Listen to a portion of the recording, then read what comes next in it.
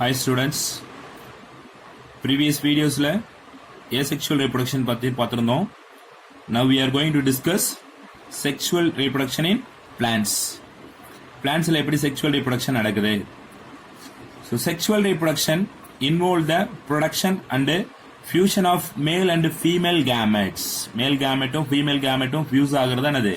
Sexual reproductions. The former is called gametogenesis and the later is the process of fertilization. அப்ப மேல் கேமெட்டும் female கேமெட்டும் join ஆகுது, that is fusion ஆகுது அப்படின்னா so அந்த first stage என்ன சொல்றாங்க அப்படின்னா கேமெட்டோஜெனிசிஸ். இந்த கேமெட்டோஜெனிசிஸ் நெக்ஸ்ட் ஸ்டேஜ் என்னது அப்படின்னா ஃபெர்டிலைசேஷன். ஃபெர்டிலைசேஷன் நெக்ஸ்ட் ஸ்டேஜ் அப்படின்னா zygote. Zygote next stage embryo. So அந்த மாதிரி டெவலப் ஆகக்கூடியதான் இந்த செக்ஷுவல் ரீப்ரொடக்ஷன்ல. ஸோ அப்போ அந்த கேமெட் வந்து ஃபியூஸ் ஆகுது அப்படின்னா அப்போ இந்த கேமெட்ஸ் எங்க இருக்கு? Male organ and female reproductive organ. So ஃபிளார்ல எசென்ஷியல் பார்ட் ஆஃப் ஃபிளார் அப்படின்னா ஆண்ட்ரோஷியம் அண்ட் கைனோஷியம். ஆண்ட்ரோஷியம் அப்படின்றது male part of flower, gynoecium அப்படின்றது female part of flower. So அப்போ அந்த மேல் பார்ட் ஆஃப் ஃபிளார்ல என்னென்ன இருக்கும்? இந்த androecium consist of anther and filament. மேஜரா 2 பார்ட்ஸ் இருக்கும் அதுல. Next, gynoecium. The gynoecium consists of ovary, style, stigma. So 3 major parts வந்து அதுல present ஆயிருக்கும். So இப்போ இதுதான் வந்து male reproductive and female reproductive. So அப்ப அது gametophytes. அப்ப அந்த male gametum female gametum join ஆகுறதா இந்த gametophyte gametogenesis அப்படின்னு சொல்றாங்க. ஓகேவா? So அப்ப அதான் பத்தி நம்ம டீடைலா டிஸ்கஸ் பண்ண போறோம். Next, we are going to discuss male reproductive part, androecium. So first one, androecium. The androecium is made up of stamens. Each stamen possesses an anther and a filament. So androecium is made up of stamen. So androecium என்ன இருக்கு? டோட்டலா என்னது? Stamen. அந்த ஸ்டாமன்ல என்னென்ன இருக்கு அப்படின்னா ஆந்தரும் ஃபிலமெண்ட்டும் இருக்கு. So இப்போ ஆந்தர் அப்படின்றது அந்த டிப்ல எல்லோ கலர்ல இருக்கும். ஸோ அந்த ஆந்தர் டிப் இருக்கு அப்படின்னா அதுல ஒரு ஸ்டாக் லைக் ஸ்ட்ரக்சர்ஸ் இருக்கும். அதுதான் என்னது அப்படின்னா ஃபிலமெண்ட். ஸோ அந்த ஆந்தரும் ஃபிலமெண்ட்டும் பிரசன்ட் ஆகிறதா இந்த stamen. So anther bears pollen grains which represent the male gametophyte. So அப்ப அந்த ஆந்தர்ல தான் என்ன ப்ரொடியூஸ் பண்ணுது அப்படின்னா அந்த போலன் கிரைனை ப்ரொடியூஸ் பண்ணுது. அந்த போலன் கிரைன்ஸ் ப்ரொடியூஸ் பண்ற அந்த pollen grains otherwise called as male gametophytes. ஓகேவா? அந்த மேல் கேமெட்டோஃபைட்டும் ஸோ ஃபீமேல் கேமெட்டோஃபைட்டும் ஜாயின் ஆகுறதா இந்த ஃபெர்டிலைசேஷன் நடக்கிற ப்ராசஸ். ஸோ இப்போ இதான் மேல் கேமெட்டோஃபைட். ஓகேவா? இந்த ஆந்தர் எப்படி வந்து டெவலப் ஆகுது? ஸோ அதை பத்தி நம்ம டீட்டெயிலா பார்க்க போறோம். So development of anther. A very young anther develops as a homogeneous mass of cells surrounded by an epidermis. So அப்போ வந்து ஒரு டெவலப் ஆகுது, ஆந்தர் வந்து டெவலப் ஆகுது அப்படின்னா அதுல எந்த டிஃபரண்டேட்டட் செல்ஸ்லாம் இல்லாம ஒரு ரவுண்ட் ஷேப்ல எந்த ஒரு செல்ஸ் வந்து டிஃபரண்டேட் ஆகாம இருக்கிறது. அதுவும் எபிடெர்மிஸ் சரௌண்டில் இருக்கும். அது சுத்தி ஃபுல்லாவே எபிடெர்மிஸ் இருக்கும். ஸோ உள்ள வந்து செல்ஸ் எல்லாமே குரூப்பா இருக்கும். ஸோ அதுதான் வந்து ஃபர்ஸ்ட் ஸ்டேஜ். ஓகேவா? A very young anther develops a homogeneous mass of cells surrounded by an epidermis. ஒரு எபிடெர்மிஸ் சுத்தி இருக்கும், நடுவுல homogeneous mass of cells அந்த டிஃபரண்டேட் இல்லாம ஒத்த செல் இருக்கிறது அப்படின்றதா இந்த homogeneous செல் சொல்லுவாங்க. Next, during its development the anther assumes a 4-lobed structures. இப்ப ஃபர்ஸ்ட் வந்து ஒரு ரவுண்ட் ஷேப்ல இருக்கு அப்படின்னா நெக்ஸ்ட் டெவலப்மெண்ட் இது homogeneous mass of cellsல இருக்கு. நெக்ஸ்ட் டெவலப்மெண்ட் ஆகும் போது 4 லோப் ஸ்ட்ரக்சரா மாறுது. 4 லோப் ஸ்ட்ரக்சரா மாறுது. சோ அப்பதான் நம்ம சொன்னோம்ல ஃபர்ஸ்ட் இப்போ வந்து என்னது ஆந்தர் பிரைமோர்டியம். இந்த ஆந்தர் பிரைமோர்டியம் அப்படின்றது இதுதான் என்னது அப்படின்னா இந்த homogeneous mass of cells surrounded by an epidermis. ஓகேவா? இப்ப இதுல வந்து எந்த ஒரு செல்ஸ் டிவைட் ஆகாம எது தனித்தனியா டிஃபரண்டேட் ஆகாம இது எபிடெர்மிஸ், இது சுத்தி இருக்கிறது என்னது எபிடெர்மிஸ். அப்ப இதுக்குள்ள இருக்கிறது எல்லாமே இந்த homogeneous cells. அப்ப அதுக்கப்புறம் லேட்டர் ப்ராசஸ் இந்த ஃபர்ஸ்ட் டெவலப் ஆகாம இருக்கு. During its development anther 4 lobe ஸ்ட்ரக்சரா மாறுது. இப்போ இந்த இதுல இருந்து 1 by 1 இந்த ஸ்டேஜ் கொஞ்சம் லைட்டா வந்து அதனுடைய ஸ்டேஜ் சேஞ்ச் ஆகுது. அதுக்கு அடுத்து கொஞ்சம் சேஞ்ச் ஆகும், அதுக்கு அடுத்து கொஞ்சம் சேஞ்ச் ஆகும். ஸோ ஃபைனலா வந்து 4 லோப் ஸ்ட்ரக்சரா மாறக்கூடியது. ஃபர்ஸ்ட் வந்து ஒரு சரௌண்டட் எபிடெர்மிஸ் சுத்தி அப்படியே இருக்கும். அதுக்கப்புறம் இது மாதிரி என்ன ஆகும்? 4 லோப் ஸ்ட்ரக்சரா மாறும். ஓகேவா? And next, the archaeosporial cells divided by periclinal division to form primary parietal cells towards the epidermis and primary sporogenous cells towards the inner side of the anther. So இப்போ இந்த ஆர்ச்சிஸ்போரி செல் இப்போ வந்து ஃபர்ஸ்ட் பிரைமோடியம் ஃபார்ம் ஆயிட்டுது. அந்த பிரைமோடியம் 4 லோபா லைட்டா divide ஆயிருக்கும். So அதுக்கப்புறம் இந்த ஆர்ச்சிஸ்போரியல் செல்ஸ் வந்து டிவைட் ஆகுது. அது பெரிய பக்கவாட்டில் வந்து டிவைட் ஆகும்போது டு ஃபார்ம் பிரைமரி பேரிட்டல் செல்ஸ், அந்த பேரிட்டல் செல்லும் ஸ்போரோஜினஸ் செல்ஸும் ஃபார்ம் ஆகுது. அப்ப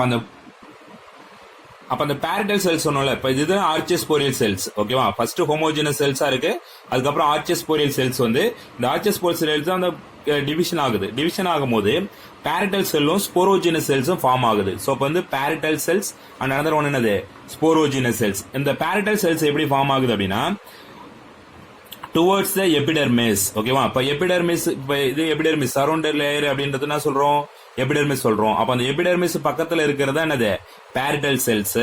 அதுக்கு அடுத்தது என்னது, towards inner side of the anther. So இப்போ இந்த இன்னர் சைட்ல தான் என்னது, ஸ்போரோஜினஸ் செல்ஸ் இருக்கு.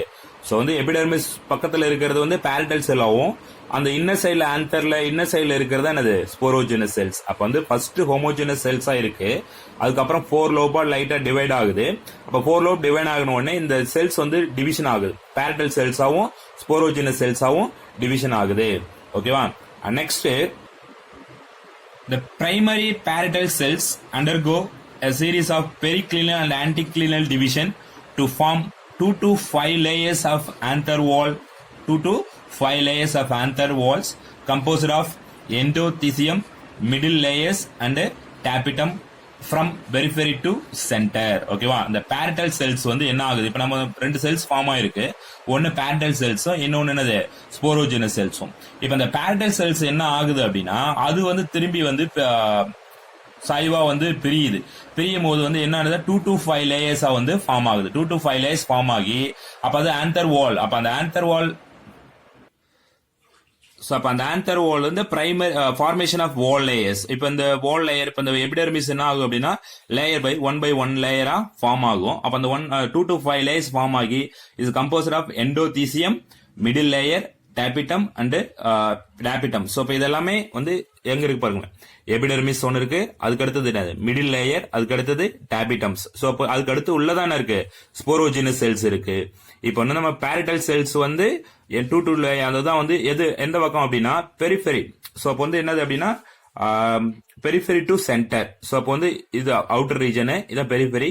ஸோ அதுல இருந்து சென்டர் அந்த மையத்தை நோக்கி போகும்போது தான் இந்த லேயர் வந்து பெரியுது. ஒன்னு என்னது அப்படின்னா எபிடெர்மிஸ். அப்போ வெளியில இருக்கிறது எபிடெர்மிஸும், அந்த எபிடெர்மிஸுக்கு next layer beneath layer is called middle layer. அந்த மிடில் லேயருக்கும் இன்னர்ல இருக்கிறது என்ன அப்படின்னா டேபிட்டம்.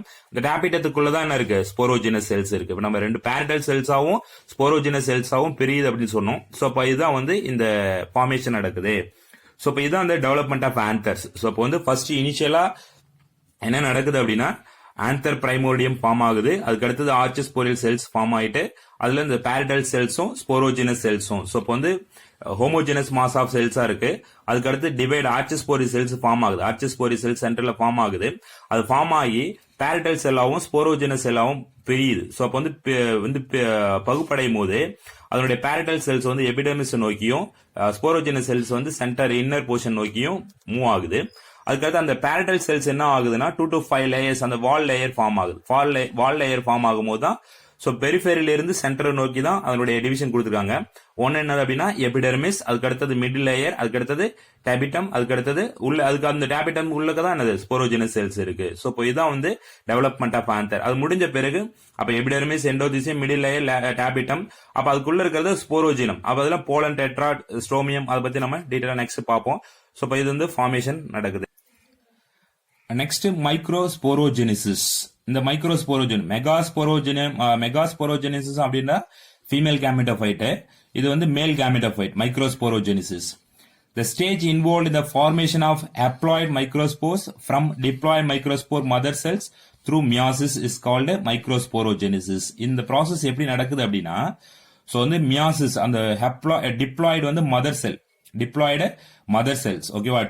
இப்போ ஹேப்ளாய்டு அப்படின்னா male gametophyte 1 haploid, female gametophyte 1 haploid. So ரெண்டு ஜாயின் ஆகுனது அந்த diploid, 2 set of chromosomes. Haploid அப்படின்னா சிங்கிள் செட் ஆஃப் குரோமோசோம்ஸ். அப்போ அந்த டிப்ளாய்டு செல்லுல இருந்து ஹெப்ளாய்ட் செல்லா வந்து மாறுது. எப்படி அப்படின்னா மியாசிஸ், குண்டல் பகுப்படைகிறது. அது மியாசிஸ் நடக்கும் போது தான் இந்த ஹெப்ளாய்ட் செல்லா ஃபார்ம் ஆகுது. அதுக்கு பேர் தான் என்னது, மைக்ரோஸ்போரோஜெனிசிஸ். ஓகேவா? The last generation of sporogenesis tissue function as a microspore mother cells. இப்ப இது நடந்து முடிஞ்ச பிறகு அது மைக்ரோஸ்போர்ஸ் மதர் செல்ஸா மாறிடுது. அப்ப மைக்ரோஸ்போர் இஸ் a மேல் gametophyte. சோ இப்ப இதுதான் நம்ம வந்து ரீப்ரொடக்ஷனுக்கு இன்வால்வ் ஆகக்கூடிய microspore. In some plants, all the microspore in a microsporangium remain held together called pollinium, example Calotropis. ஓகேவா, ஒரு சில பிளான்ட்ல இந்த மைக்ரோஸ்போர்ஸ் எல்லாமே தட் இஸ் மைக்ரோஸ்பொராஞ்சியம். மைக்ரோஸ்போர் வந்து சிங்கிளா சொல்லுவோம், அப்ப மைக்ரோஸ்போர்ஸ் நிறைய இருக்கு, அப்ப அது எல்லாமே ஜாயின் ஆகுறதா microsporangium. Remain held together called pollinium. So இப்போ வந்து சிங்கிள் லீஃப் இல்ல சிங்கிள் பிளான்ட்ல அதுல வந்து என்னன்னா நிறைய மைக்ரோஸ்போர்ஸ் வந்து அட்டாச் ஆயிட்டு இருக்கும். ஒரு இப்போ ஃபார் எக்ஸாம்பிள் கலோட்ரோப்ஸ் சீட்ஸ் பார்த்திருப்பீங்க.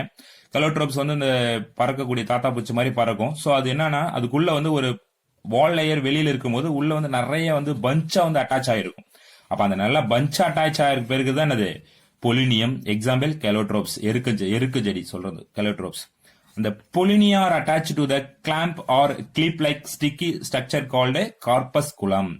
அப்போ வந்து இந்த பொலினியம் சொல்றது நிறைய ஃபார்ம் ஆகுது. அந்த நிறைய வந்து என்ன ஆகும்னா அது வந்து ஒரு அந்த போர்டு சொல்லுவாங்கல்ல, இந்த அவுட்டர் லேயர் ஆஃப் ஃப்ரூட்ஸ், அந்த ஃப்ரூட்ஸ்ல அட்டாச் ஆயிட்டு கூடிய அப்ப அட்டாச் ஆயிட்டு clamp and clip like sticky structure called corpusculum. அது போய் அட்டாச் ஆயிருக்கு, ஒரு கொக்கி மாதிரியும் ஒரு கிளிப் மாதிரி போயிட்டு அந்த போர்டுல அட்டாச் ஆயிருக்கும். அதுக்கு பேர் தான் என்னது கார்பஸ்குலம்.